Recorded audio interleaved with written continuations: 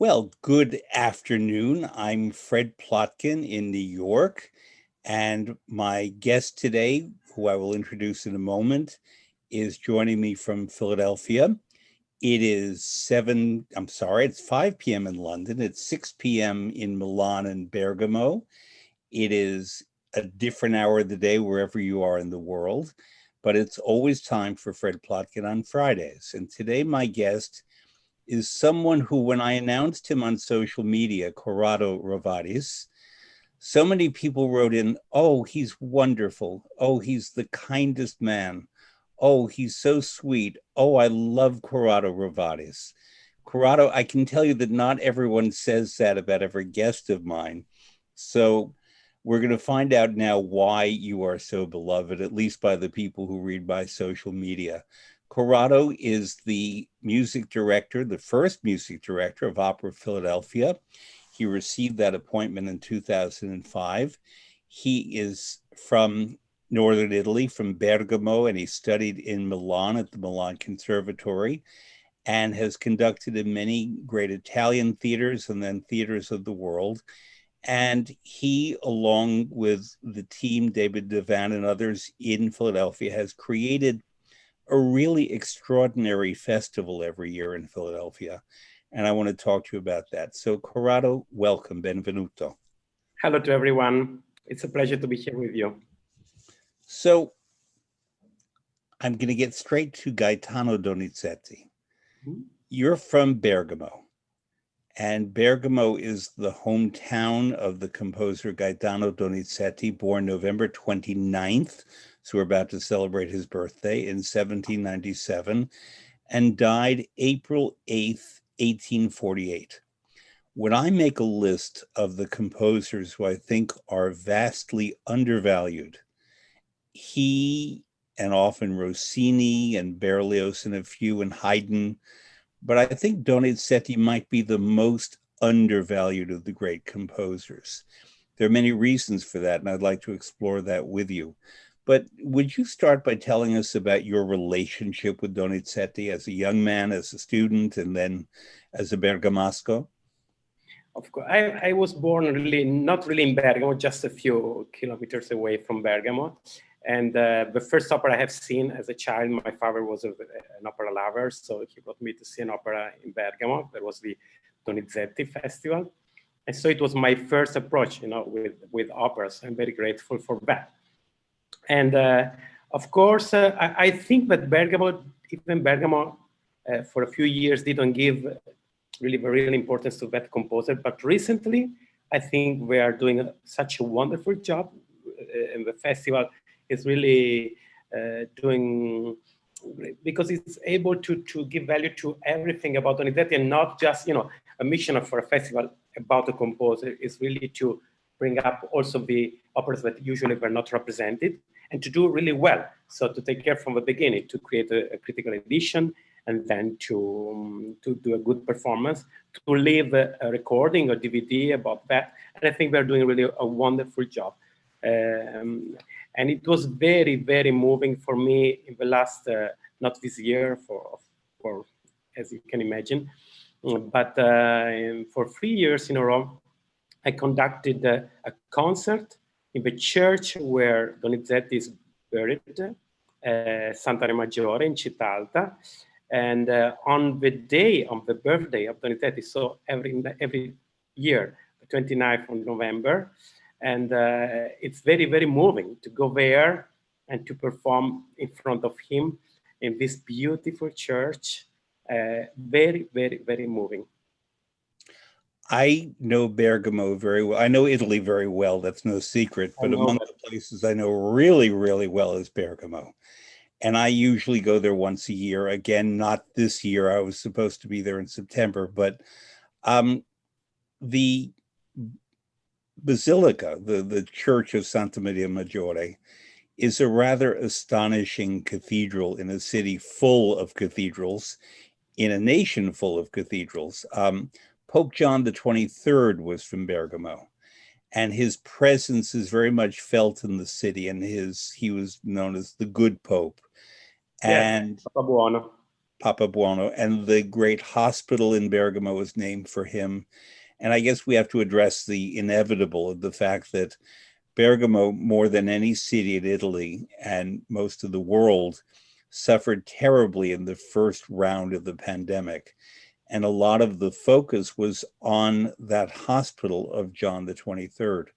The amount of death came so quickly that the city had no place to put all of the bodies, the corpses, and they were put inside the basilica, and they were put in coffins until they could be properly identified and removed, and were often taken to other cities, especially Ferrara, for burial, because they just did not have enough grave diggers. People were dying. It was a very dramatic thing.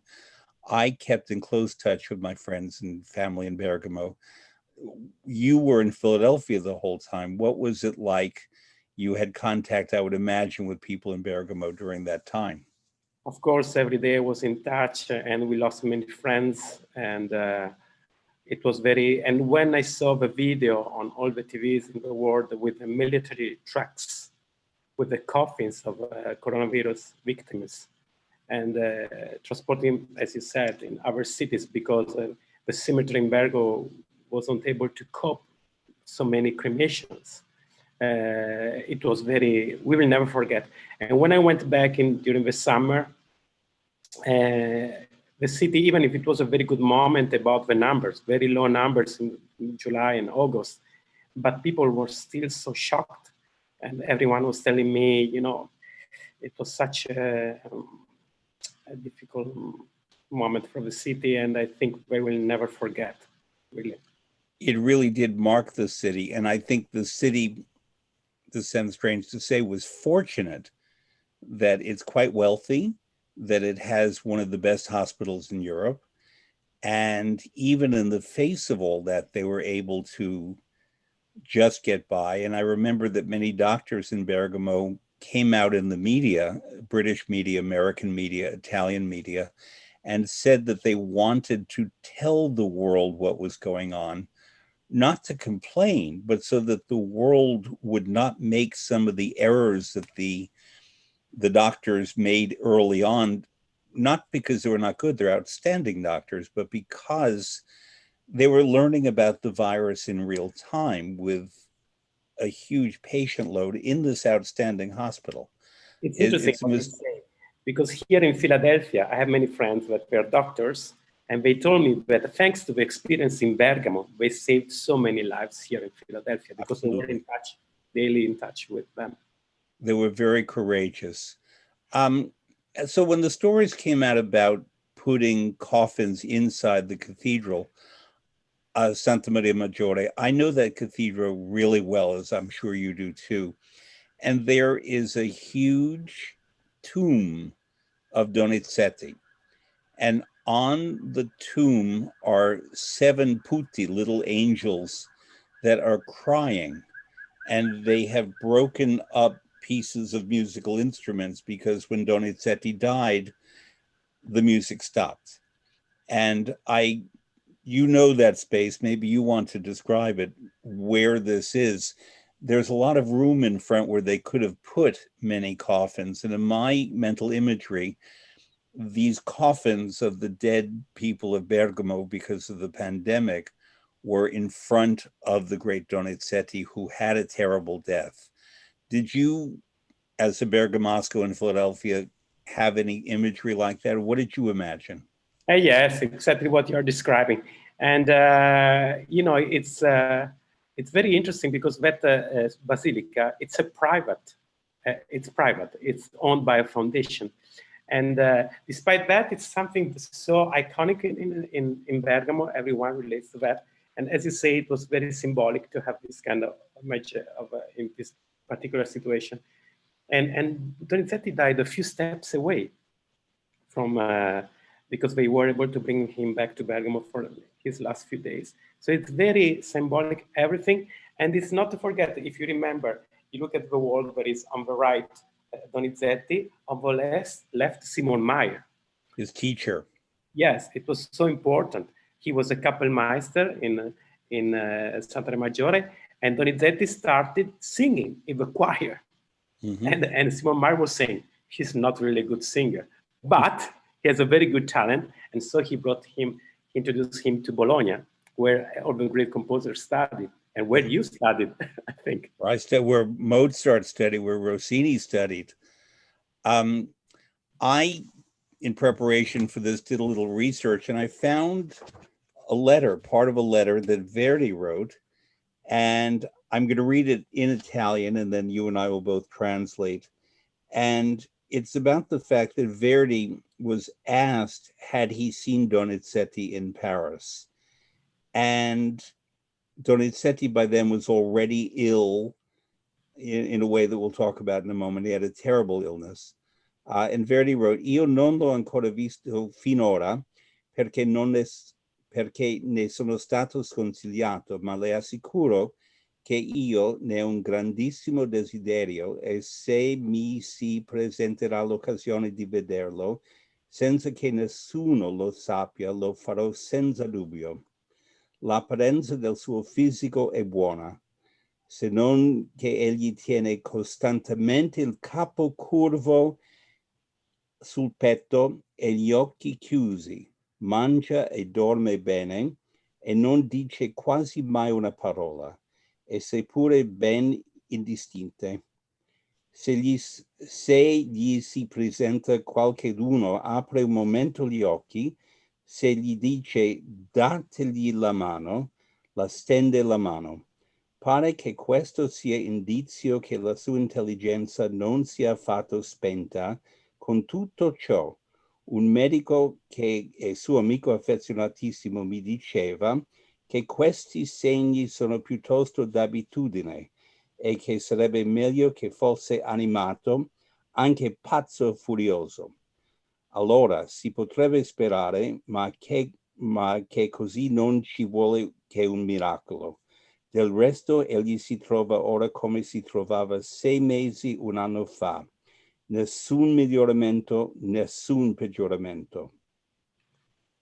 So basically what he was saying, and this was the 22nd of August of 1847, is that he had seen Donizetti and that Donizetti was practically unconscious with his head on his chest, and he seldom shown signs of life particularly, except that if you spoke to him, there might be some reaction. If you say, give me your hand, he might give the hand.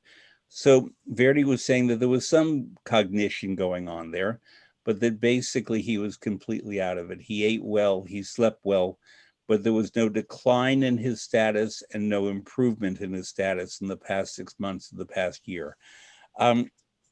Donizetti had syphilis. And so did Rossini, but Rossini had much better doctors, and I guess each case is different. Rossini lived to 76. And while he had his medical problems, he had a full life. Donizetti did not. And I think part of the problem for Donizetti was that he didn't have anyone to advance his cause after he died.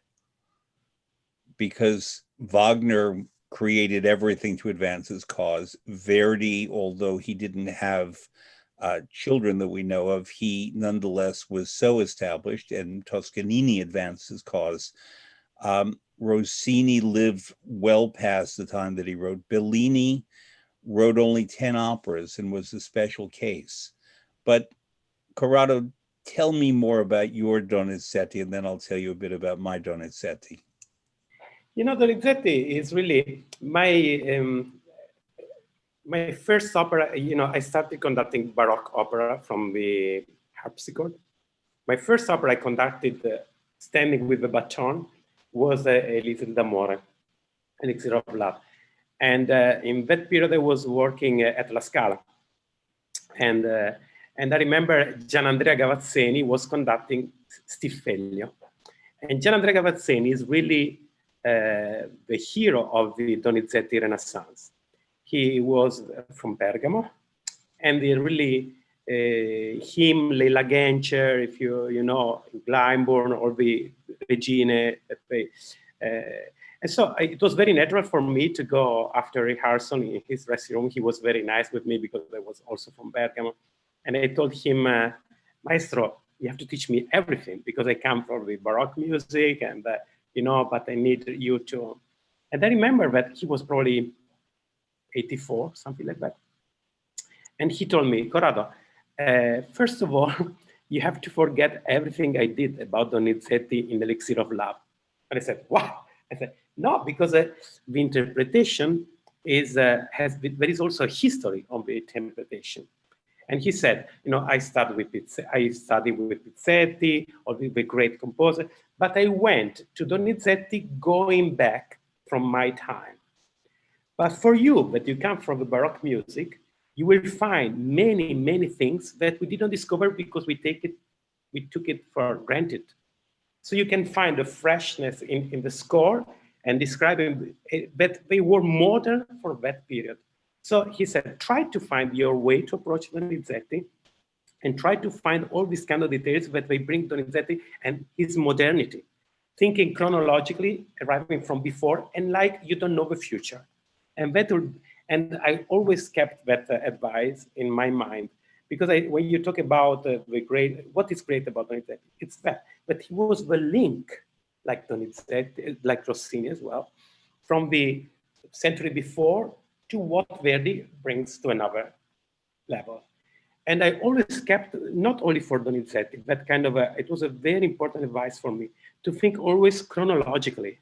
In this way, you find really what is very important in that moment of the history, in that score, and you respect much more the text.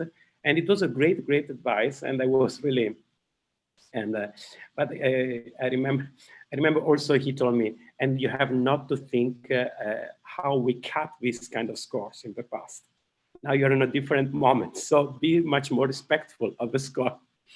And I don't say what he was, I don't know, maybe I already said, but when I accompanied him in the pit, and he was going out to conduct, and then he told me, even I have to say, even in this opera, I would cut a little more than what we did now. Donizetti, just to briefly cover his life, yes, he was born in Bergamo to a very poor family. He was one of three brothers, and he attracted the attention of Maestro Simone Meyer. And as you said, he was not a good singer, but he showed great natural gifts for music and was sent to Bologna to study. He also got to Naples pretty young. And Naples, I think it could be argued, was even more than Milan and La Scala, the opera capital of Italy in the 1820s and 30s. Milan came to rival it. La Fenice always had a presence in Venice, and there were other theaters. But Naples was really the place. And the man who ran the opera house was Domenico Barbaia. And Barbaia was an interesting character from Milan who was in a lot of businesses before he got into opera. He was in gambling, and he had the gambling concession. He opened coffee bars, and the Caffè Barbaia is the Milanese version of a cappuccino. It was probably the first cappuccino, and he would claim to have invented the cappuccino. We don't know if he did. But he was also very good at knowing what audiences wanted and guiding audiences, and he knew talent. So he brought Rossini to Venice from 1815 to 1822. And then the next to Naples. The next hot property was this young guy, Tano Donizetti, who came in 1822. There was a time when Rossini, Bellini, and Donizetti, the three kings of bel canto, were all working in Naples at the same time and producing new operas. They competed with one another, especially Bellini and Donizetti. And Donizetti, we should say there were no royalties at the time, so you were paid for your opera, but then that was it. Donizetti always needed money, as many poor composers did, and he was described as having la poetica della fretta. In other words, the poetics, the artistry of hurry, of rushing. And because he could write music beautifully and quickly. He was considered inferior to others, but especially Bellini, to whom he was always compared. Bellini was born a few years later. He had a very short life. It was 1801 to 1834. And Bellini would write one opera a year and really work on it and labor over it. And the critics and the audiences would say, no, that's art. We don't need Rossini, and we especially don't need Donizetti, who just write operas in 2 days or 2 weeks, and they're not as good. And this critical reputation, which had, in my view, nothing to do with the quality of Donizetti's work, remained. And when he went to France later on, because he wanted more artistic freedom and more money, the critics there, especially Hector Berlioz, reinforced this idea of the Poetica della Fretta, and that attached to Donizetti's reputation, even though he produced brilliant works. I think, too, the fact that many of his early works were comedies meant that he was not taken as seriously because, like Rossini, who wrote brilliant dramas and tragedies and melodramas and comedies, of course, he was considered a comic composer, and the comedy is easy. Comedy is very difficult. But it was only in 1830 when Donizetti wrote Anna Bolena, that was produced in Milan, not in Naples, that he was recognized for his genius. Talk, if you would, number one, about Donizetti from the singer's point of view, but then Donizetti from the conductor's point of view. From the singer point of view, it's really when you talk about Anna Bolena, for example, no? You have everything in that soprano role. And many people ask me, what is bel canto about the singing? What is? First of all, you need a wonderful technique. Without technique, forget bel canto, because there is not escamotage. You have to be real. And I always, when there is a young singer, I always say, first you start with Mozart, but it's the best too. If you sing well Mozart, then you can go. And again, I think what I was saying about the interpretation, it's also good about the singing. It's always better to build chronologically. You start with Mozart and then you go to bel canto. You don't start with Puccini and then you go back. That's the biggest mistake. Now everyone is much more careful about that. But there was a moment where, and then you're not, if you're patient and you build the repertoire gradually, it pays off later, because you have a much longer career and also a much better career, in my opinion. We have seen too many people. If you remember, we have big examples of wonderful singer singing at 25 Tosca and then at 30 disappearing. Yeah. How many we know? But if you go with bel canto, you're never, and it's really about technique, about legato and good diction, which also very difficult says, oh, this is natural. No, because legato is very important, but also diction is very important. And to find the balance between the two things are very important. You have only diction, is not right. But also if you have only legato without diction, it doesn't make any sense. Would you define legato? It comes from legare, to join, to link, but define legato in musical terms. Legato is really to connect every sound without any break to the next one. Tell me with my poor English if I'm able to. No, but it's right, but yeah. It's really that. It's really bad. But so you take the risk that we have maybe someone, just focus on the legato, and then you have, and from the house, you don't understand anything. But also, it's not just to understand, but because in the word, there is what it's called the accento, which is very important, which is going back to Anna Bolena, where you have the cabaletta at the end, coppia iniqua, you need the words, they have to explode to get the energy of that part. But they have to be able first to have in the first part of the opera this kind of legato and creative, this kind. Also, they have because it's important not only for the music, but they have also development in the character. You go from, everything is connected. That's why we love opera, because there are so many ingredients to have a wonderful And when all the ingredients were at the high level, we have the magic moment in the house. But also, in my opinion, in bel canto, it's very important. Usually you have to be able to move the voice very well. And also to create a very good range in the dynamic. That many times we talk about big voices. Now I hear many times, oh, this is not enough big, or I think it's very important to talk about the projection of the voice. It's not always the big voice, but sometimes it's really how to project the voice in the house. And many times, if you think the moment, emotionally moment you had in an opera house, many times are the pianissimi.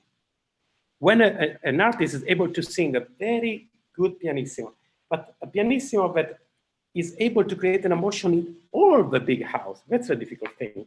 Not stay your meter on stage.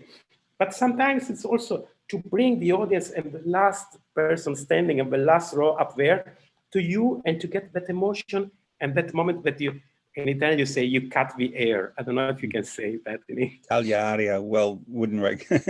Yes, I don't know how to translate that. But I would say it, everything stands still. Yes. Yeah. You know, these are the magic moments that, and that's really the great artist that is able with the charismatic presence on stage, but also with the voice to create that kind of moment that everyone was there and you never forget that. So it's important, all these aspects, they bring really what is bel canto. And if you sing with these things, you can sing all the repertoire later. So that's from a singer's point of view. From a conductor's point of view, Donizetti. What's the fascination? What are the challenges? The challenge for me, it's really not, probably if you talk with a conductor who conducts opera, it's easy to hear the bel canto is the most difficult to conduct because you have to be very flexible. What my strategy, I don't know how to describe it, it's really to work on details during rehearsals, but not in order to create a cage.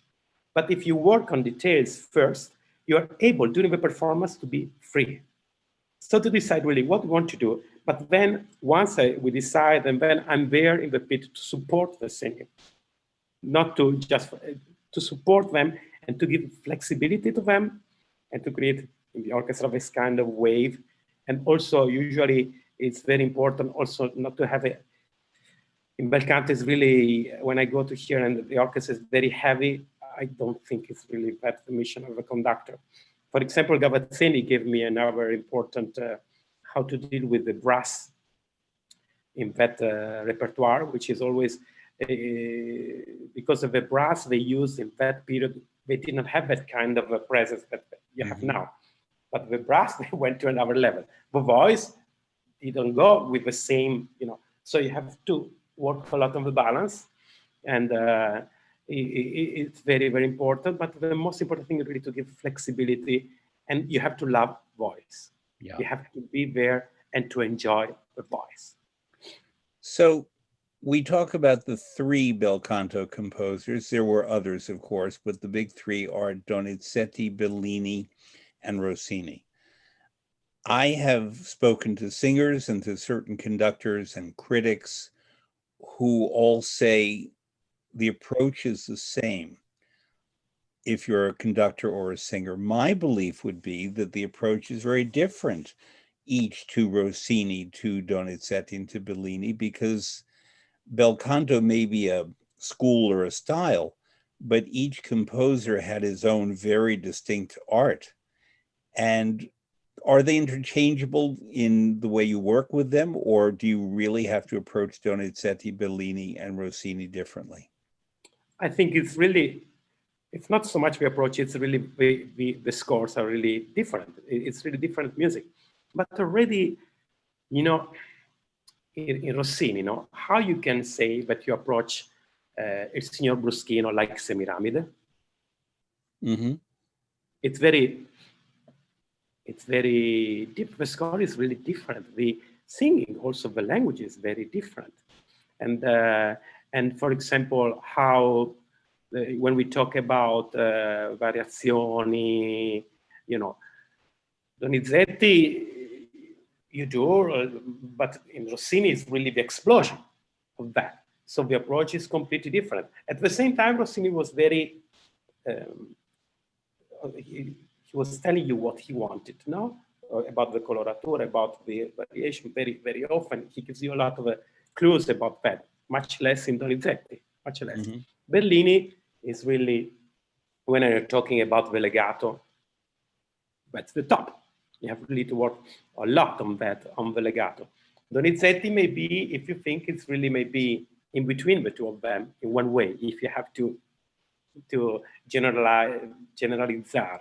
Mm-hmm. But it's really, but so even in the same composer, there is really, and also, for example, even in Donizetti, what I was saying about Rossini, in Elisir d'Amore, there are parts that I approach in a completely different way from Anna Bolena, Mm-hmm. the last act of Anna Bolena.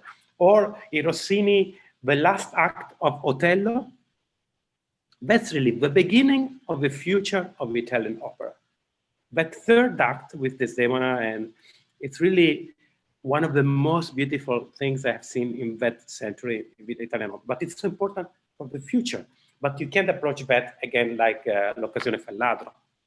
It's when I defend Rossini, as I find I often have to do, I point to him and to some degree to Berlioz, but especially Rossini, as having created the conditions in which Verdi and Wagner could create what they created, both of them. And Rossini respected Wagner. He made jokes about Wagner, but he understood Wagner's genius. Rossini very much respected Verdi, and Verdi, as we know, very much respected his elders, Rossini and Donizetti especially. But I would you talk specifically as much as you can about that last act of Rossini's Otello, because we forget about that opera because there's Verdi's Otello. Yes, no, I think, but I want to also talk about the relationship between the three of them. You know, Donizetti had a lot of respect for Bellini, and when Bellini died, he wrote the Requiem for that. Yes, we're going to talk about the Requiem. And Rossini had the respect for Donizetti and asked Donizetti to conduct the Stabat Mater. Donizetti conducted the Rossini Stabat Mater, and he introduced him basically to Vienna. He got the job in Vienna because of Rossini, introduced him to Metternich. So it's really very deep. And also Wagner, he talks a lot about the melodie in Bellini. Mm-hmm. And such a respect for that. And when you hear the first Das Liebes Verbot, the early Wagner, there is a lot of that, a lot of that. Yes. I always point, I'm sorry to interrupt, I always point to the fact that we know of Tristan and Isolde first through Elisir d'Amore. Yeah. Because the book that Adina is reading at the very beginning is the story, La Storia di Tristano e Isotta. Yes, yes, And yes. so well before Wagner, we had Donizetti focusing on that and about the elixir of love could be the potions that Brangena would give to Tristan and Isolde. It's all there. Yes, Italians, it's funny, but I always say Italians did it first, whatever it was. Yes, the Greeks and the Egyptians did a few things first, but basically Italians did it first. And yeah, but it's funny when you talk about the first scene of Elixir of Love. You know, he writes in the libretto is written Paesi Baschi, in the Basque. But really, that first scene is really the Campagna, the countryside of Bergamo. It's really bad when she's reading that book. There is a very famous movie which won a lot of prizes by Ermanno Olmi. It's called L'Albero degli Zoccoli. The I don't know how Tree to of Wooden Clogs in English. Yes, I do you saw know that that movie? when I lived in Pavia. My then girlfriend and I went to this very long movie. She was from near Como, and she kind of understood the dialogue. I had no idea in this. It's difficult even for me, Yeah. that I'm from Bergamo. Yeah. But that kind of situation, for me, it's really Elixir of Love. The first thing, and also if you remember in the movie, there is a moment that there is someone arriving and selling, that they arrive twice a year and he's selling clothes and all the girls will arrive. That's really Dulcamara. Mm-hmm. Dulcamara, right? It's so funny when I watch that movie. It's so elixir of laugh, and Donizetti uses that what you were saying about Adina to show that she was in another level compared to Nemorino, no? And so I have a proposal for you. I didn't think of this before, and then we're going to get back to Rossini's Otello. I spend a lot of time in Italy studying wine, teaching wine, working in wineries, doing seminars and so on. There's something called Vinitaly in Verona every spring, where I've often been a speaker and led tastings and so on. And a couple of years ago, I was in the Valtellina, which is the alpine part of Lombardy, the region you're from, and where Bergamo and Milan are. And there's a very fine producer of Valtellina wines. There are two, right? Rinaldi is fantastic. And there's also an excellent one, Nino Negri. And the Negri winery, when I went there last time, I immediately decided we could do an outdoor production of Elisir d'Amore in this winery. It had everything that we would need visually. It had balconies. It was like a natural theater. It was a cascina. For people who don't know, the Italian cascina is sort of an enclosed farm.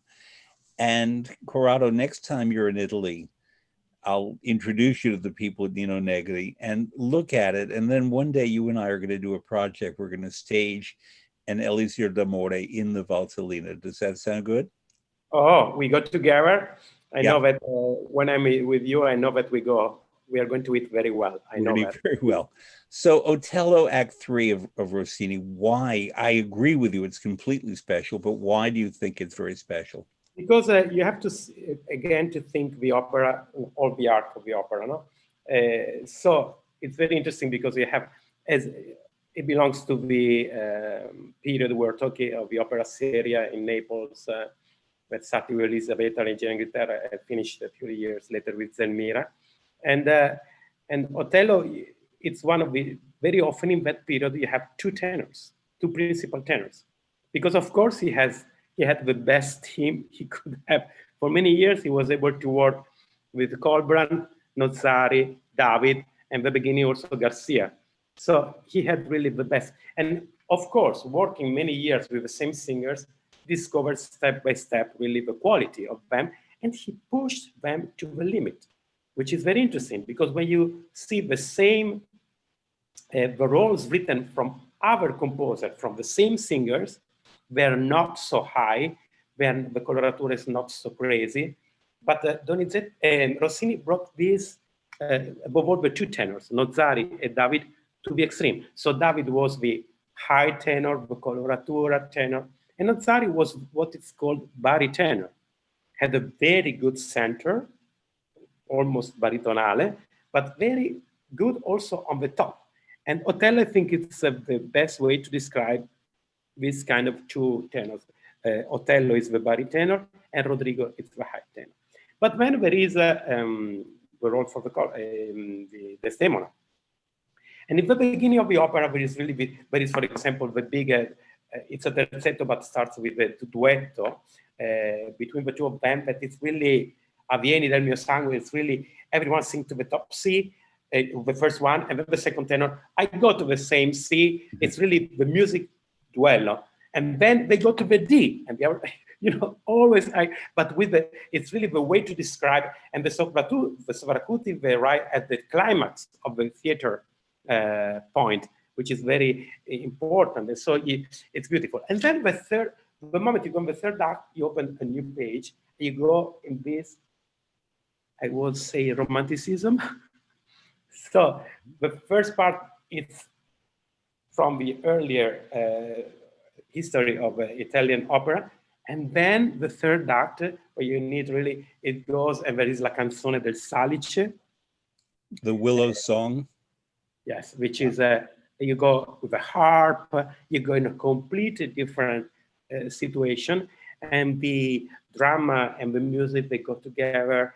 And so it's not anymore just about notes or fighting, but you open really a door and you go in another. For me, when I talk about during rehearsal, when I talk about opening a door, it's like it's not the right example. You don't compare. But for me, it's like when you play Marriage of Figaro. It's really the full journey and everything coming, and then you open the door after the fermata, and there is Contessa Perdono, which is you go in a metaphysical dimension, and it's really one of the most moving bars in the history of music. Yeah. So, My guests know that, my listeners know that I ask my guests to go into the Adagio catalog and pull out a few things that they find particularly interesting and inspiring. And I encourage them to also pick work that they've done. So Corrado was very modest. He said, I don't want to include anything conducted by me. And I said, if you don't, I will. So I let you pick it. And there's a recording that I love. I listened to it again last night. Amici e Rivali, Friends and Rivals. You've conducted Lawrence Brownlee, the tenor, and Michael Spires, the tenor, in this largely Neapolitan school, Rossini, mostly in Donizetti, I believe, but mostly Rossini. And it's fabulous singing. It's just thrilling. And it's an example of the two different sounds of the tenors and how you can have that. In Rossini's opera Armida, because Rossini was extravagant, there are 7 tenors.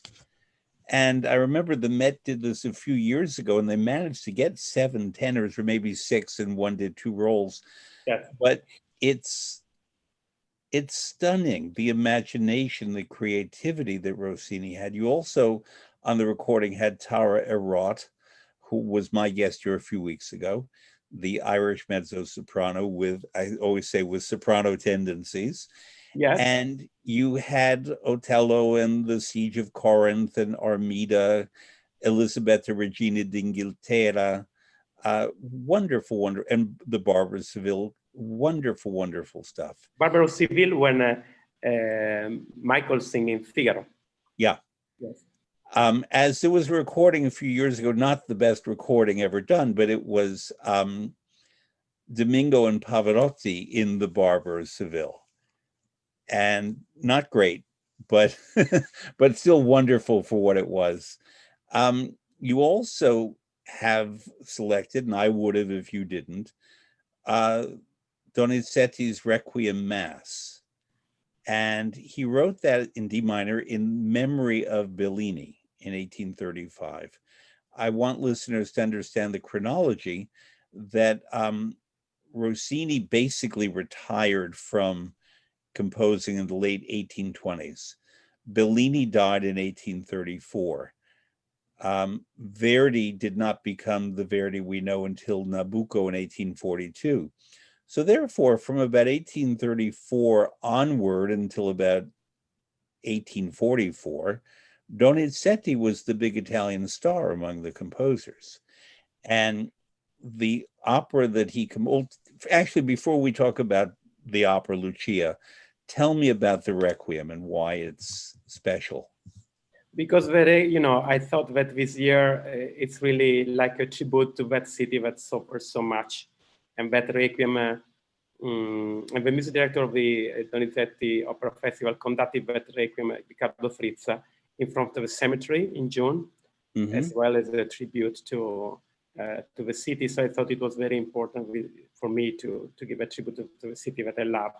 And also because it was recorded in the church where Donizetti is buried. And it was recorded on the day of his birthday. So there are many, it's very meaningful to me and to the city, that recording, because it's really something that belongs to the history of the city, and especially in that location.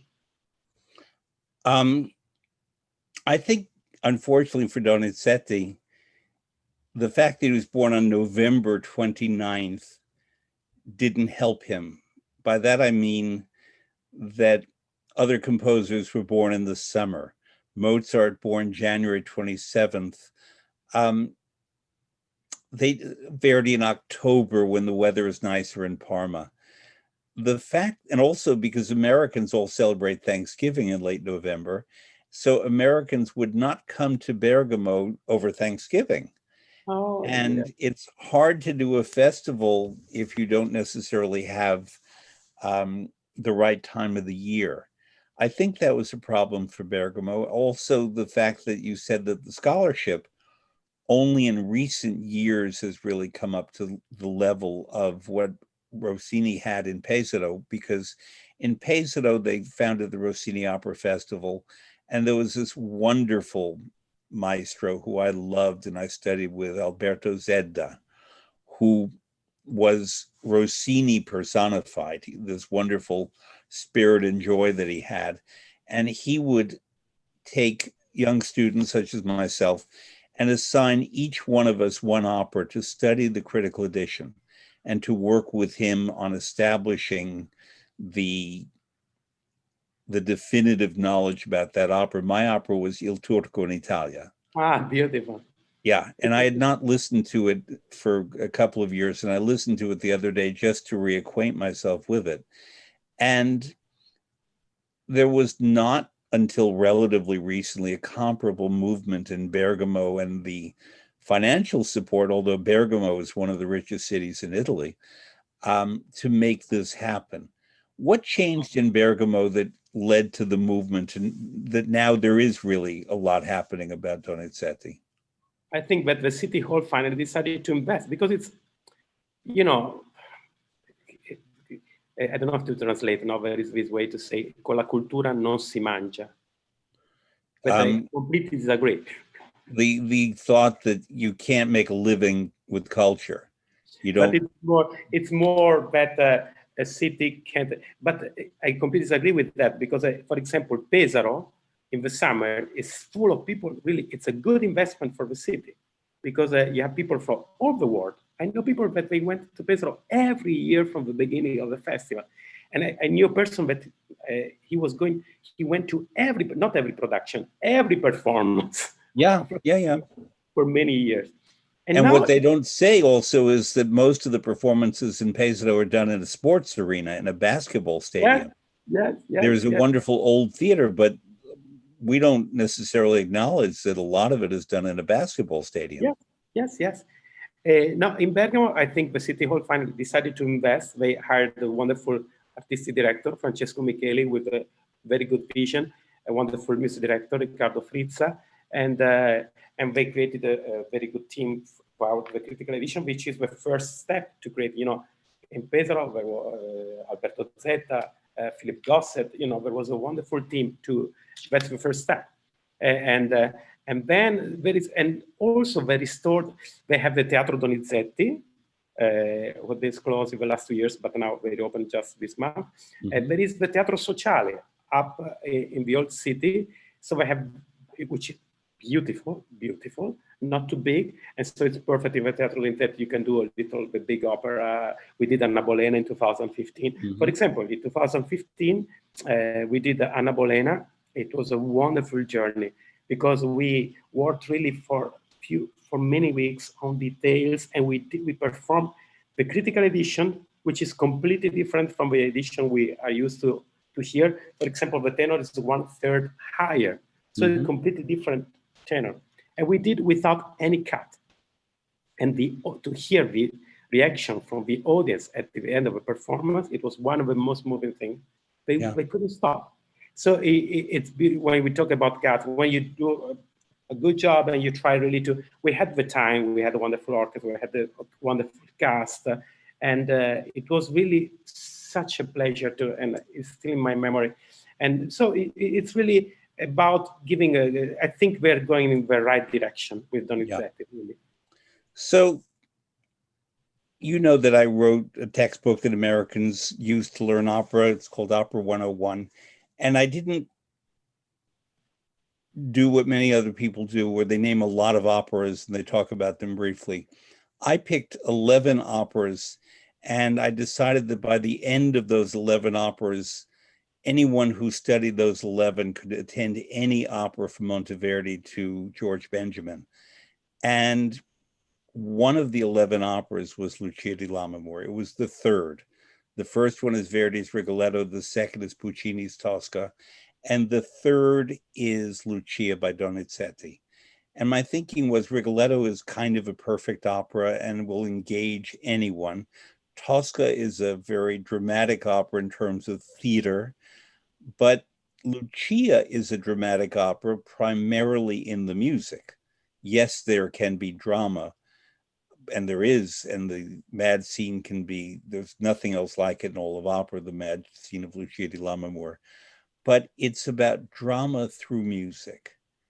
And the more I study that opera, and I still do, it's just astonishing the psychological insight that he brought in 1835 in the score, the way he can set up the relationship between the brother and the sister, between Lucia's love and then the man that she's forced to marry, Edgardo, whom she loves, Arturo, who she's forced to marry. The fact that, like all great Greek tragedy, the murder happens off stage. And therefore we have to picture with Donizetti's music what happens. And then when Lucia comes out in her wedding dress with blood on it, and there is either a glass harp or a flute, depending on the stage. And I want to ask you about how you make these decisions. In effect, the voices, as she's gone somewhat crazy, the voices of the past, of her mother, of Edgardo, it's just an astonishing work of art. And when you've conducted that, when you've studied it, when you teach it, when you coach it, what do you focus on with the singer who's singing Lucia, and what do you as a conductor bring to the audience? It's really when you talk about when you undermine Donizetti as a, this is a perfect example, but it's not true, as you say, because it's really, and when you say, for example, it's so connected, music and drama, we go directly to the problem you were talking about, the glass harmonica. Donizetti specifically wrote it for glass harmonica. The fact that it was played from flute is just because in Naples, they did very hard solve for the glass with the glass harmonica.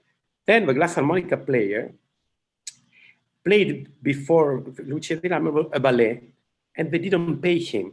So he left. And Donizetti said, what do we do now? And that the opening night, the flute replaced the glass harmonica. And from that moment, it became the flute. But it's, you betray completely the message of that scene, because the glass harmonica is really the way to describe her mental situation. And glass harmonica was used in that period as reflecting, as an instrument reflecting that mental. And Donizetti used only in another opera. I hope not to be wrong, but I think it's Elisabetta in the Castello of Kenilworth. I hope not to be wrong, but only in another situation, we exactly with the same theatrical way to describe the situation. So it's very, very important not to betray that score. The moment you, it's wonderful because the flute is amazing. I'm not talking about the quality of the flute or the quality of the glass harmonica, but that score is, if you play with flute, you're betraying probably the most important situation in the opera. And I think it's not a detail at all. It's not a detail, it's so important. And I remember once I conducted Lucia di Lammermoor in Santa Fe, and to have the glass harmonica in that location, where, you know, when it's windy, and it's, it was one of the most interesting experiences, and it's really, you create immediately what you want in that moment. It's when so you important. work in rehearsal with a soprano, specifically on the role of Lucia, every soprano brings her own gifts and strengths and temperament and outlook. How do you, as the conductor, along with the stage director and the soprano, of course, form her Lucia as opposed to a general Lucia? When I was talking about the what is bel canto, it's really, that's a score where you have to explain a lot. But usually, you know, when you are able to sing Lucia, it means that you're a soprano already able. You don't have to talk about the basics of bel canto, but it's really to work on details of what I was saying. It's really that. And when you have a very a great Lucia, you understand very well because she's able to focus about all the opera and not just about the cadenza, which is very important. But the problem is that it's like, what I can say, it's like Bohème. You can sing very, very well with tenor, but if you miss the high C, we say, oh, he's not a great Rodolfo. It's the same way. Lucia, they're waiting for you for the cadenza. Another detail about Lucia that we always forget, that the probably I don't want to say the most difficult part, but one of the most difficult parts of Lucia, it's the tenor aria at the end. Yes. At the end. But many people say, oh, it's not a great, why we have to wait for this aria after the big scene. But when you sing well, it's amazing. It's amazing. But it's very, very difficult because usually if you don't have a good tenor, you're right at the moment of the aria and you're already done. But I had a few experiences with amazing tenors singing that part very, very well. And you give a completely different, you understand why he put that at the end. Well, just for listeners so they can be with us on this, I don't recall the names of the original singers who sang Lucia and Edgardo, but at the time, apparently he, the tenor, was a bigger star than the woman singing Lucia, and demanded that he have arias at the end of the opera. So in effect, Lucia has gone mad. She has killed Arturo, and then she dies herself of insanity in front of the audience. And you would think that would be the end of the opera. But no, then the tenor has to come on. It's like Don Giovanni after Don Giovanni goes to hell. Exactly. I was saying then everybody still comes out and talks about him. And the tenor comes out and talks about Lucia, and then he stabs himself and dies over her tomb. Never mind that the time frame is such that she could not have been buried so quickly. Dramatically, there are big problems there, but never mind. There's a wonderful novel and film called Where Angels Fear to Tread, in which they do the last scenes of Lucia in a provincial opera house in Tuscany. And the soprano who sings Lucia was so good that they bring on flowers and they applaud her. And the tenor is told, you don't have to sing your arias. We're done now with the opera because they came here for the diva, not for you. But reminds me of another story. I was once working on a production of Lucia, and Luciano Pavarotti was the tenor. And I adored him. We were friends. And he was very serious about what he did. That may not be the reputation, but he was. And during the rehearsal, as he was singing the last aria, several members of the chorus were smiling as he was singing because the sound was so gorgeous. And he stopped the rehearsal and looked at them and he said, "Are you happy?" And they looked at him and said, "Yes, Maestro, we're very happy." "No, you're not very happy. You're sad. Lucia is dead and I'm about to kill myself.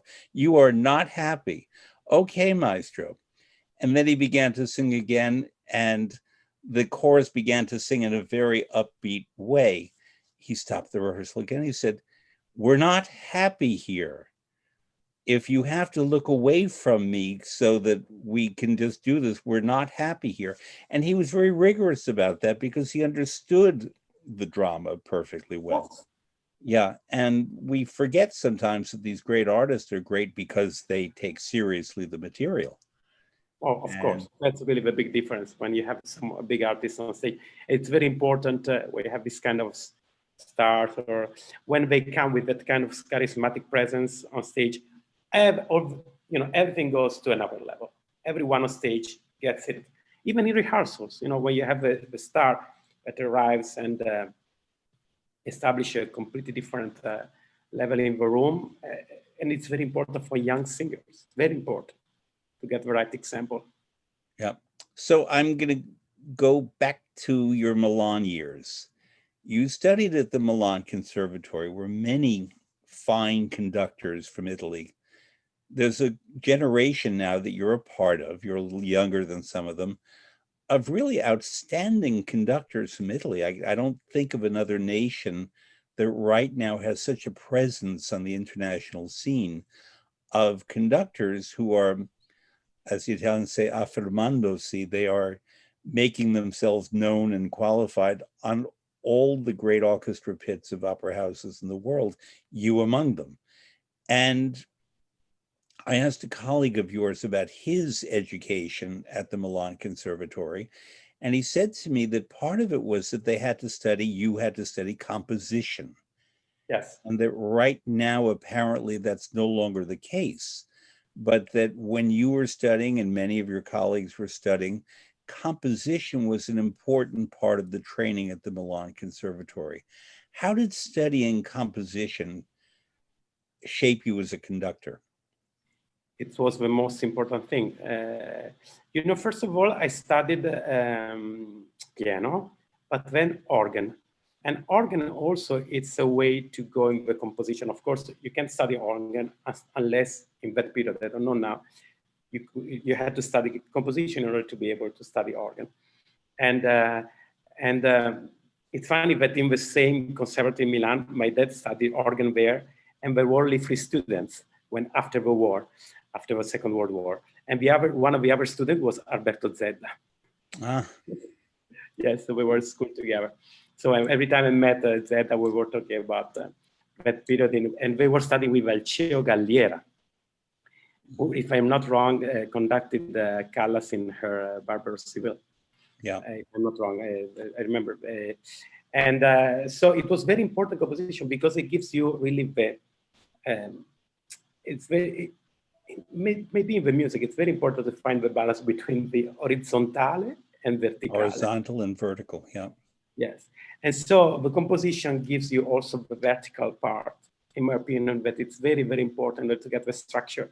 And again, it's very important not to get that in order to create a cage. I don't know if my expression is right, but in order to give you the freedom afterwards. But once you know, otherwise you choose a shortcut and they say, oh, I'm very talented. And I think first you have to have a good, every composer we're talking, we were going to study with Padre Mattei in Bologna because of that, for the contrappunto, because it's very important to have that kind of structure. Once you have that structure, you can go to the next level.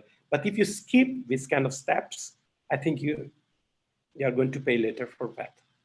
And I was very lucky because in Milan, really, in that period, the director of the Conservatory in Milano was Marcello Abbado, who recently died. And he was really so meticulous about everything. You got in the conservatory music, and after 1 year, you had an exam in order they were deciding if you were singing or not singing. And Marcello Abbado was there for every exam in order to understand if it was the right level for the conservatory music in Milan. And he was also there for every diploma, every last exam. And I remember him being so nice with me. I remember once I had to give the last exam for some, because I think it was harpsichord that year. And I had to give the exam in July. And there was the Mozart year in 1991. In Prague. They were doing the festival Mozart in Prague. And they asked me to go there to represent Italy. And so I told him, Maestro, what I do, I can't go because of the exam. And he said, no, it's much more important you go there. We'll find a solution for your exam.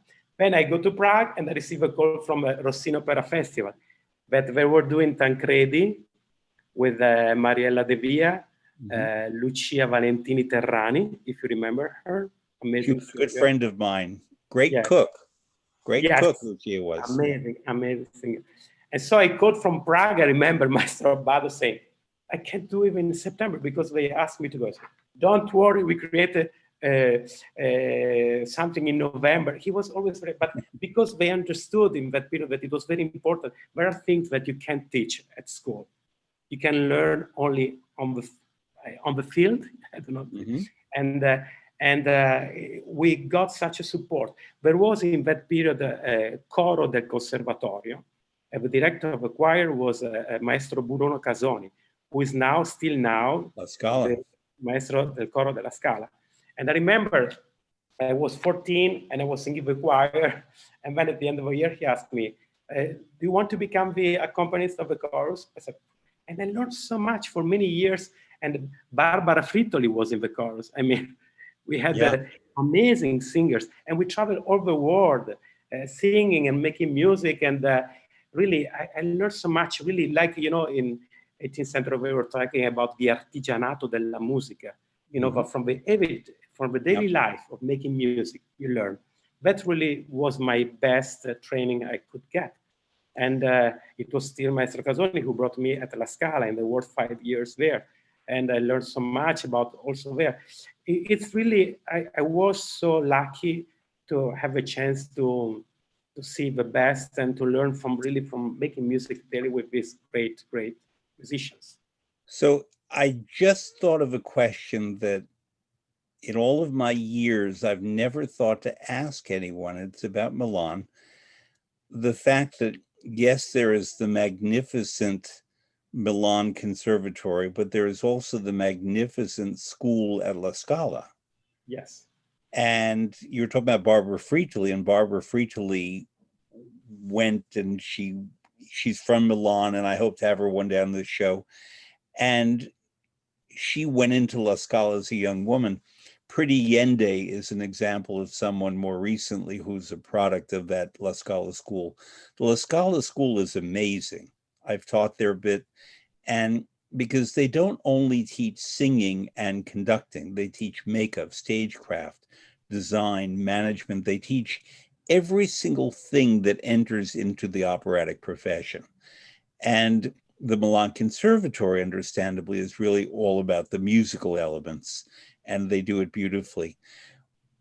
Was there communication, competition? Was there any contact between the world of the Milan Conservatory and the world of the school at La Scala?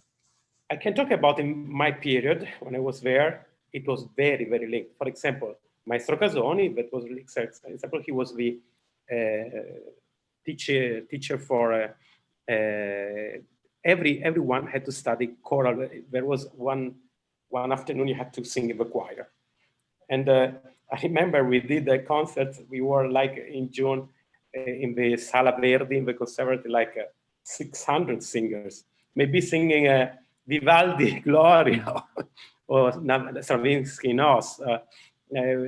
He was taking the best and bringing them to La Scala. Also, he created the Voci Bianche Coro, the boy choir, that were singing in the production at La Scala of the conservative music. So it was really a direct link. In that period also there was, and it's still there, now it's not anymore in Milan, it's in Como, but in that moment there was the Aslico. I don't know if you know Aslico. I do know Aslico. It's also called Il Circuito Lombardo. Yes. Aslico, Association of Theaters of the, not Milan, but the Lombard theaters, historic theaters. So there's Como, Brescia, sometimes Bergamo, Cremona, Pavia, and now they've expanded to Piacenza and occasionally Novara. But it's a group of theaters that presents a fall season where each one of the theaters will mount a new production, and there will be 4 casts, 4 conductors, the orchestra and chorus, usually from Como, but not always, and they will tour among the 4 or 5 cities. You've conducted, I would imagine, in Aslico? I started there. Yeah. I started as a vocal coach, and then I started conducting Galuppi operas, this kind of from a harpsichord. And when I did my first Elixir of Love, I did all the trilogy of Mozart da Ponte with them. And I learned, you know, and also there, I started when Leila Gencher was in charge. So I met her. And then when I went to do a production with the Young Artist Program at La Scala, I did Il Giorno di Regno, and Leila Gencher was the director of the school there. And I remember when I moved to Philadelphia, she came, she gave me a gift, and she told me good luck, and she was very protective with me. She was very nice. But it was wonderful, Aslico.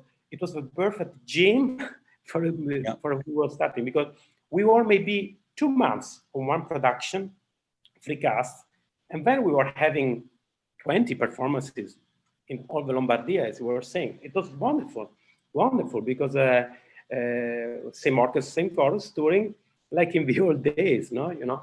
Yeah. And but I learned so much from that experience. It was really wonderful, wonderful. It was. I've written about Oslico, about the Circuito Lombardo, quite a bit because I spent a lot of time in Lombardia. I went to school in Pavia, worked at La Scala, and came to know that there is this other realtà, this other reality in Lombardy, which is the richest region in Italy and very focused on culture, that the world knows La Scala. But these regional towns, I don't want to say provincial because they're not provincial. For example, Brescia has the Teatro Grande, which is a gorgeous theater, the Teatro Sociale in Como, the Teatro Fraschini in Pavia, the Teatro Ponchielli in Cremona. These are all magnificent opera houses. And if they were not all 30 minutes from La Scala, they would be world famous. Absolutely. And Absolutely. there are people in Lombardy who every fall have their season where they go to opera, not in Milan and not in Verona in the summer, but they go to these operas by Oslico, and they're really outstanding. I don't know, you probably have met someone named Francesco Chilufo. Francesco was on my show in July, I believe, and he's also a product of Oslico. He's from Torino, but he did his training in Milan, and he studied composition, much as you, and Gian Andrea Nozeta, and all the others who studied, they're all studied composition, and I think that's fundamental. You were talking about the organ. 3 years ago, I believe, you and I were in Milan. I didn't know you were there. You didn't know that I was there. And a friend of ours said, we should all have dinner. I think you would like to meet my other friend. This is someone very dear to both of us, Antonella, whose father was the organist in the Milan Cathedral, in the Duomo. And when we met in a trattoria, she didn't know that maybe she just learned that we knew each other already. But what it speaks about is that the Milan music world, number one, is very small and intimate, but also incredibly deep. That music in Milan, even if you are not an opera person or a symphonic person, is part of the heritage. And the streets are named for composers. And I studied with Giorgio Strehler. There's a street named for this great stage director. There's a park for Toscanini. There will be a forest for Claudio Abbado. These are the people who are the core of the city, not just the Viscontis and the Sforzas, but the musicians and the artists. When you were a younger man, you're still young, but when you were a younger man, were you aware of the depth of this? And as you came to know, and if you would talk about Maestro Fait, the organist at the Duomo, I think that would be a wonderful thing to hear. Yes, no, I was very, very lucky because I think I was able to really, I was also very lucky because I met the right people at the right moment. So I always say thank you for that. And it's funny because Antonella, I met Antonella through my harpsichord teacher, no? But then when we were together that night, we discovered that when I was studying in Milan, I was living on the same floor in the same building with her. And then, once, since she's a doctor, once I got a fever and she gave me the prescription. So it's really small world. But since Renato, her father was the organist, and the other organist was my teacher. And since he thought that it was, every morning to get in the conservatory in Milan, I had to wake up at 5:30. I will never forget. And I said, that's it for my life, to wake up early. But I remember that finally he said, you come and you live in my apartment. And so I was like, in the old days when you were living with your teacher, but also because they were living in the building where all the employees for the Duomo, the Cathedral in Milan, were living. And there was also the school for the boy choir on downstairs, and there were many organs. So I was able at night when the school was done to go downstairs and to study and to practice piano, organ, and everything. So I'm very grateful for all of this. And Milan was really, it's really, of course, I'm very grateful that I was born in Bergamo, but I was lucky to study in Milan because they opened a lot of doors. And it's funny that when I arrived the first time in Milan from Bergamo, when I was 14, to play in order to get to the concert, because there was an exam to get in, I came upstairs from the subway, and there was this beautiful church in front of me that it's called San Babila, Romanesque, you say, Romanesque, yeah. Yes, and very, very nice. And I remember the first thing I've seen in Milan when I was 14. And after I got my degree in organ, I became the organist of that church. And I got married in that church. And I was living upstairs from that church. So my life in Milan was really there at San Babila. So I was the organist in San Babila, and I was working at La Scala, which is 5 minutes away. So I was teaching in the Scuola Civica. I was really very, very, very, I have been always very lucky and very grateful for that. And I learned a lot thanks to all these people that helped me. So now I'm going to test your Milanese geography. When you come up out of the subway of San Babila, and by the way, Mirella Frani lived right there too. I knew her, I worked with her and knew her, and her apartment. Yes, exactly. I was really on the other side of the Via Visconti, but really exactly, I could see from my window her apartment. Okay.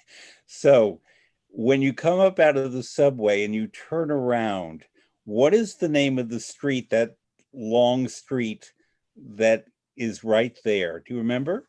Corso Matteotti, where we have a Toscanini. Largo Toscanini. Yeah, no, I thought not this. The Largo Toscanini, it's the Largo. The street is Largo Toscanini, of course. Yes. So to me, that was very impressive that in such an important piece of real estate in central Milan, that they would name it for the conductor Arturo Toscanini. And that's the thing, that for every street name that sounds very Longobardo, like Santa Radigonda, those kind of names, you would have Toscanini, you would have all of these great artists, and they formed the core of the city. And yes, Paris is like that to some degree, where there are names for different great creative people, and London has its blue plaques, and Rome has every person who ever got to Rome is listed there. But there's something about central Milan that you just feel the reverence for artistry. Because in that complex right there, there's the famous Duomo, which is near San Babila. There's La Scala. It's a nucleus. There's the Castello. There's the Church of Santa Maria delle Grazie, where Leonardo's Last Supper is. The Palazzo Reale. Just south of that was the Via Larga. And when I lived there, that's where Strehler and the Piccolo Teatro was. It's a stunning thing. And people think of Milan, yes, for high fashion, for industry, for banks, for wealth. But in the midst of all that, that's why when you say that, con la cultura non si mangia, you can't eat with culture, Milan is the perfect example of how culture, when you have it so deeply and you have a cultured population, yes, you can live incredibly well on culture because it helps feed the people and attracts people to it. So that brings me, my friend, to a different question. Philadelphia, where you are music director. The way I said that Donizetti is one of the most under-recognized of composers, Philadelphia is one of the most under-recognized of musical cities, not just in America, but in the world. And it's been famous for its orchestra for a long time, the wonderful Philadelphia Orchestra. It has the Academy of Music, which is much older than either Carnegie Hall or the Metropolitan Opera House in New York. It's a theater you work in all the time. It has the Avenue of the Arts, where when you walk down the street, there are plaques and names of all the Philadelphians and people who worked and lived in Philadelphia who contributed to the arts, this wonderful musical city. It has amazing visual arts museums. But I think it has the problem of being between New York and Washington. Yes, I completely agree. And that's why in these years, we try to find our way to get out of that kind of a sandwich effect. And that's why we have the Academy of Music. So we are very committed to the standard repertoire. But every time we try to do something, maybe if we do like we did a few years ago, Traviata, it was the debut of Lisette Ropeza, for Yes. example. No? We have always to find a reason to do something like Traviata or Lucia, but then we created this. We have been very committed to the new works, and we had many young American composers. We gave them the right situation to have the right environment to try new things and to learn things that, as I was saying, you can't learn at school. You know, you can't learn at school something like. But we were able to give them.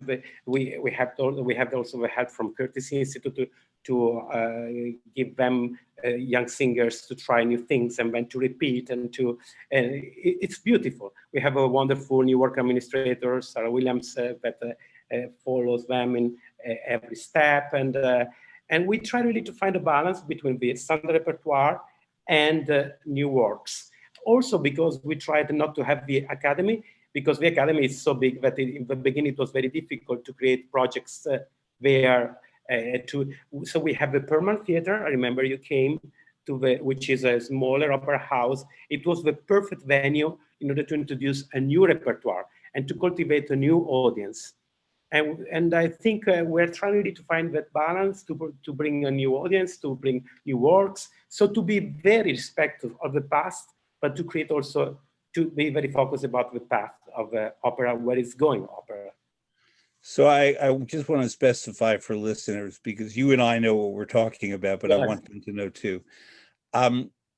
There have been various opera companies in Philadelphia through the years, and Philadelphia has a very large Italian-American community, a wonderful community of Italian-Americans.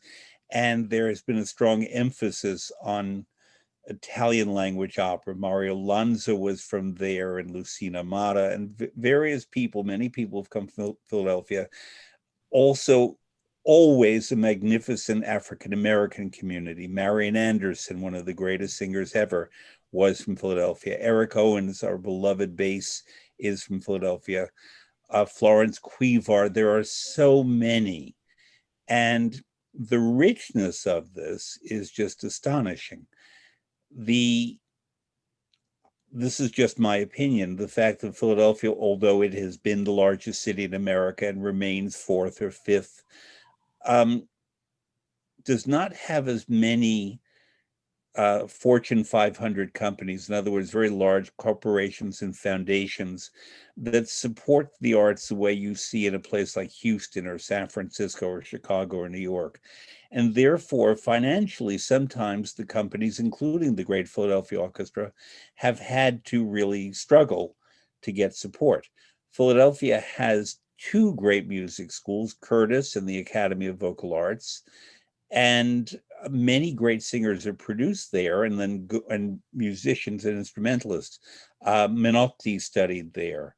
Samuel Barber studied there. Leonard Bernstein studied there. So many people studied in Philadelphia. Also, Nino Rota studied there. Nino Rota, the fantastic composer. But for Italians, I'm always saying when I'm in Italy, Nino Rota studied in Philadelphia. Yeah. And therefore, people think when they go to Philadelphia, they want to go to the American Revolution historic sites, and we do. And we want to go to the Great Reading Market, and we want to go to the fantastic art museums that they have there, including the Barnes collection of Impressionist art, but the Philadelphia Museum of Art. It's an amazing place. Museums of medicine, museums of science and history, the University of Pennsylvania, Temple University. It's really overflowing with culture and riches, the way Milan is, frankly. And because it's an old city and a politically important city, it can do that for itself.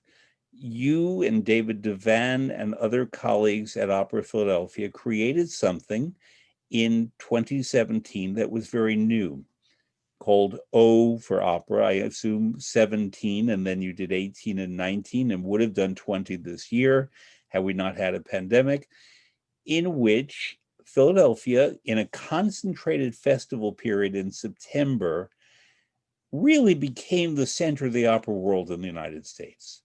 And everybody who cared about opera, who could get to Philadelphia, did get to Philadelphia.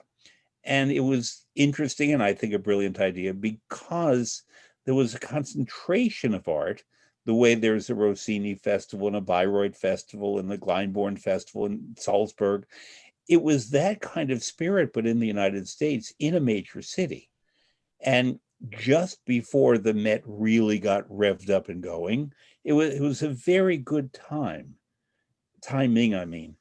And you and your team introduced new works. You occupied spaces such as museums and other kinds of theaters and restaurants and cafes and clubs. And opera was everywhere. It is everywhere in Philadelphia in that period. And you were talking before about coming out of the cage, so to speak. I would say going outside the walls of the Academy of Music, of the traditional opera spaces. And wherever you go in Philadelphia, the whole city, even if the people are not opera lovers or knowers, it becomes like Milan, that everyone takes pride. And I'm a New Yorker. We have one of the greatest opera companies in the world with the Met and many other fine small opera companies. You don't see the same total pride here, unfortunately, that in Philadelphia I experienced with its opera company in a very short space of time. We have to say thank you to David Devan Vision about this, and I completely agree with him. But you know, we can't complain if we have less audience in the opera house, because our mission is first to get out and to get to the audience. Otherwise, it's too easy. You know, if we wait, and then we say, oh, we have less audience in the house. No, we have to, again, we have to respect the past, and which is my first rule. But we have to understand that opera is formed really in the now, in now society, in our time. And really, if we want to create a new audience, we have to go to do that, to go outside and to fill the city with opera, showing that it's not that kind of art, very dusty, belonging just to the past. But it's really now. And it's our mission. I think it's the greatest mission we have. And I think, you know, you never know if you're right, but at least I can tell you that we are trying really hard to do, and we're very happy, we're very committed to it. Good. I don't get into politics terribly much when I have these conversations, unless I'm speaking to a politician. But this country has been going through a lot of challenges lately. And I don't just mean in terms of a pandemic, but in terms of politics. And the next president of the United States will be Joseph Biden. And Joseph Biden is from neighboring Delaware. And basically, if you throw a meatball far from Philadelphia, it lands in Delaware. It's that close. And he has been a presence in Philadelphia because we know of his family's cancer history, and he's been very active in cancer research and supporting it in Philadelphia. Do you hope to see in a Biden administration a different focus on the arts than we've seen in the past 4 years and even before that, in terms of the arts playing a role that can help not only nourish people in terms of food, but in terms of their spirit, at a time when I think we need it desperately? I completely agree. And, you know, once we'll be done with this pandemic, I think, you know, doctors are healing our bodies now, and our mission is to heal the souls as soon as we're done with this pandemic. And I really hope, you know, coming from Europe, it took me a while to understand the system here, no? Because you're used to, you know, you get everything from the government. So you're not so focused, for example, in Europe about tickets, because your mission is really to give a wonderful product. And then, so your mission is really about the cultural journey, much more than a box office. here it's really always difficult to find the balance between donation, box office, and everything. But I really hope that you understand how much it's important to, again, to feed our souls, and to understand that that's really the vital part of our society. And for everyone, we need really to, and I always saying here, I don't know, you have to help me to translate, but it's important, la cultura del bello. Yes, I agree completely. The culture of beauty. In Italian, bello is not just that you're good looking or I'm good looking, but that something has aesthetic pleasure, but also a certain kind of emotional pleasure. In German, they say schön, but in Italian, bello has a much broader range, I believe, than schön does in German. And there are many different kinds of beauty in Italy. So, for example, in Italy, it's common when you have an older person that that person will be identified also by their age. So you might say Sophia Loren, 86 years old, and that's bello, because she not only is she still gorgeous, she's gorgeous at 86, and not just for her physical beauty, but for that the character. There's another word that Italians use that I love when they talk about older people, especially men, is forte or in gamba. So that Anthony Fauci, who is 79 years old, he's a small man physically, but he's forte because his mind is quick. He's engaged with the world.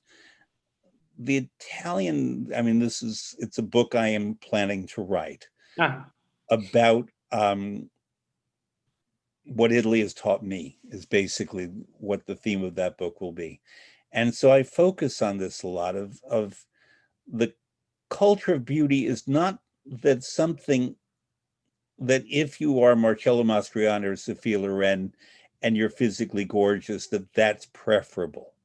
But that the way a building can be juxtaposed with the sky, the way a curtain is hung on a stage, the way the shoulder is cut on a man's jacket, all of this is bello. Yes. It's about visual gratification and a sense of harmony. And so, Corrado, if you're going to permit me, part of the foundation of this book that I've yet to write is based on the theories of Vitruvius, Vitruvian man. Vitruvius was an architect. We know the Leonardo da Vinci drawing of Vitruvian man, of the circle and the arms and the legs and so on. And he spoke about, and I'm forgetting the Italian, venusta, utilitas, and firmitas. That's right. Firmitas, durability, how long something lasts. That is a value, that we don't want things that are disposable. Utilitas, how useful it is, how functional it is, but also venusta, beauty. So that a building made in Italy, or never mind the building, my Italian shirt. Shirts in Italy are a thing of beauty for a man, and I buy my shirts when I'm working in Italy, and I have my shirts laundered in Italy because they know how to do it. They know how to respect the material, the product, and so on. And my Italian shirts are beautifully constructed. They are very useful and long lasting, and they're beautiful and not necessarily expensive. That's the other thing that one can learn, is that things have value and meaning if you take care of them. And to me, a challenge in Italy is that often there's so much abundant art and culture that you can't take care of all of it equally. And sometimes a church will crumble or close, or sometimes a fresco will crumble during an earthquake or whatever.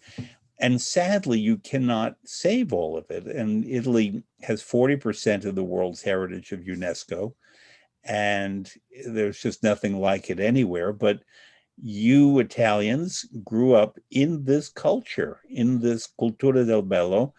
I think it's not something that all Italians define for themselves, but they just know it. They live in it. What do you think? Yes, and I completely agree. And I tell you one thing, for our job, all of us, and when I talk with our friends, like you were mentioning, Gianandrea and Jose, they were at school together. I esteem him so much.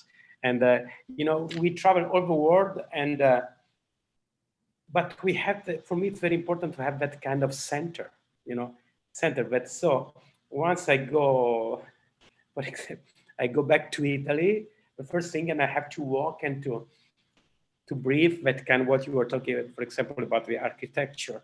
And if I arrive in Bergamo, I go first in Città Alta, and I just walking. And for me, it's very important to breathe that kind of architecture. And because if you live there every day, after a while, you forget and you take it for granted. But traveling all the world, for me, it's important to feel that center of that cultural center. And that Cultura del Bello is really something that helps me to be proud of being Italian, but not to be snob. It's not that. It's just for to feed your soul about. And as you were saying, Bello is much more than Mastroianni, Laura. No, it's really that kind of for your soul to enjoy a beautiful thing and to try to give that to other people. When I get off the plane in Milan or Genova or Rome or wherever I'm landing, the very first thing I do is rush to the coffee bar at the airport and have an espresso. And for me, that's, cappuccino. For you, cappuccino, for me, a double espresso. And that's what aligns me. The fragrance, my head sort of snaps into the Italian mode the second that coffee goes into my system. And actually, there's good coffee in Philadelphia. I want to talk to you more, if we could, about Philadelphia, because you have now spent a large part of your professional life there, and you've conducted many, many operas there. You've conducted new works. I want to ask you before I forget, I know that there is streaming happening now from Opera Philadelphia in terms of people can sign on. Maybe you're not familiar with that because... No. Yeah, but if you want to talk about that, streaming and the role of that and why your company is doing that and what people can see when they see streaming of Opera Philadelphia. Yes, no, it's great because it's great. You know, in this kind of situation, I think we have to get the best from anything, no? So we have to be creative and again, not to just complain about this situation that doesn't help for anything. So we created this channel online. You can enjoy, you can stream on your device.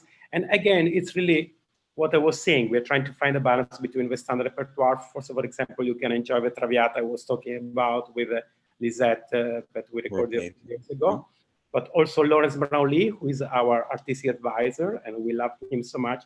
So there is a concert with Larry and friends, or there is Cycles of My Being by Tashon Sori.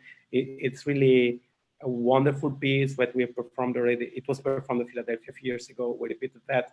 And there will be in the future a Cimarron by Henze, Soldier Songs from David T. Little. You know, Tashon is our composer. When I was talking about composers in residence, Tashon is our actual, it's now the composer resident, but David T. Little was one of our former composers, and we're going to perform Soldier Songs. And then we have a new 4 digital commissions. So we are trying really to be creative and to create a new thing. And you can subscribe to our channel and enjoy on your device the streaming of these projects. Very good. Do you, living in Philadelphia with its very large Italian American community, have you immersed into that community, which is very profound? You know, other cities, including Boston and New York, have Italian American communities. The one in Philadelphia is just quite different. I think because the Little Italy in New York is very touristic. The one in Philadelphia, you have bakeries going back to 1904. I always start with the bakeries. You have wonderful butchers that you can get cuts of meat that you don't see typically in the United States, but you see in Italy. You can, to some degree, lead a Southern Italian life in Philadelphia. The bakeries, the bread bakeries are Southern. The tomato sauce is very intensely Neapolitan, Sicilian. Have you immersed in the Italian community of Philadelphia? Yeah, if you have a moment, I will tell you how I got in touch with them. So I came the first time in Philadelphia in 1999. And I was conducting Marriage of Figaro. And I'm very fond of soccer. So I start asking, where I can see the games from Italy on Sunday. And they told me, I was in a hotel here, they told me, you have to go to South Philly, and there is a little club, the Sicilian club, where you can see at 9 o'clock in the morning the games. So I arrived, I walked, I found this place, I knocked on the door, and I opened, and it's like to go in Sicily. 1888. Yes, everyone with the cupola, no? And so I said, and they look at me like, you don't like this guy is a little weird. So I sit in the corner and I watch the game, and we reach the break, end of the first half, and they ask me, what do you do in Philadelphia? I said, I'm a musician from Italy. Okay. And what do you do? I'm a conductor. And where are you working? At the Academy of Music. What? I saw they put the chair in front, the poltrona in front of the screen. And the next Sunday, I had 3 cars in front of the hotel, and they prepared a wonderful breakfast with the mamme, the bakery, everything, and they adopted me. And that was so nice. And that's the typical story about South Philly.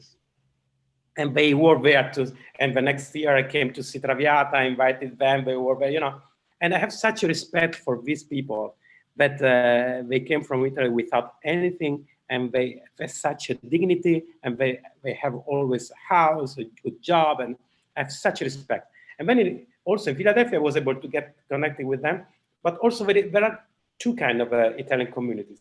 In Philadelphia, there are also many doctors, many people in research, many.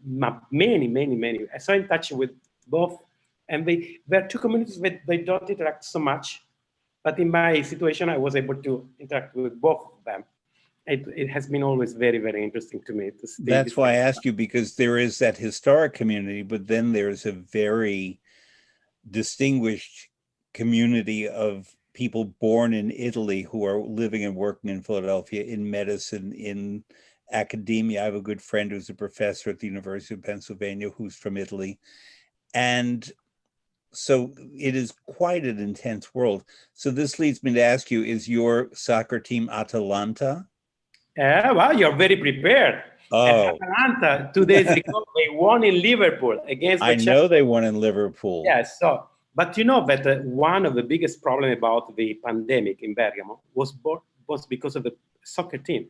The soccer team, because in February, beginning of March or end of February, there was a big soccer game, and the stadium in Bergamo was too small, so they played in Milan. So 50,000 people went from Bergamo to Milan. And I think that Atalanta scored maybe 3-4 times. So every time they scored, everyone was cheering each other. And they say that probably was the biggest, spreader of the pandemic because of that, because they didn't know there was already the virus around the city, and that was a big. But Atalanta they're a good team, but they had a really good season. Oh yes, in the last 2-3 years, the city is just. They just talk about Atalanta, really. It's well, in part because I remember when Hurricane Katrina hit New Orleans, that same year, the football team, the New Orleans Saints, who had not been the greatest team, went on to win the Super Bowl, and that helped lift the spirits of the people of New Orleans. Yes. And similarly, Atalanta this spring had a very, very good run. Corrado, I know you never thought that I could talk to you about Italian soccer. No, maybe Italian soccer, but Atalanta, 10,000 points and nothing to say. If you get that, Atalanta, it's not really you're talking about Milan, Inter. Atalanta is really, but it's we are so proud of that. And also because they are very good, they plan in advance, they cultivate young players. So it's really a model. It's becoming a model, not only in Italy, but in Europe. And so my team is Sampdoria. Oh, great, Genoa. Sampdoria from Genova, because there is from Genova. From people who don't know, Genoa is one of the really fabulous Italian cities, and unlike any other Italian city, it's unmistakably Genoa. And Wagner, after seeing Genoa, said that London and Paris are boring. And Genoa is made up of 26 individual communities that were formed to become metropolitan Genoa. And the working class district in the western part of the city is called Sampdoria. There were two teams in Genoa. There was Genoa, and then there was Sampdoria. And Sampdoria was sort of the working class team and the team of the people. And it's very closely identified with Genoese identity in a way that people not from Genoa wouldn't understand it. But many fine musicians, the conductor Marco Armigliato is from Genoa. Yeah. I've never asked him what team he roots for, but he's kind of a Sampdoria personality. So I'm going to say that he roots for Sampdoria. Corrado, I have to conclude with you now because all good things come to an end. This was a wonderful visit and conversation where I hope people learned about you and about certainly Donizetti and about opera in Philadelphia. And I thank you for what you do because you bring Italian culture to the world. You were named as a Cavaliere for your services to Italy and spreading the culture abroad. And I'm glad to have you as a friend. I thank you very much for this conversation. Thank you so much for having me. It has been really a great, great pleasure. And thank you so much for what you do for our wonderful music life. Ci vediamo. See you soon in Milan, Bergamo, New York, Philadelphia, who knows where. Have a good day. Thank you. Thank you.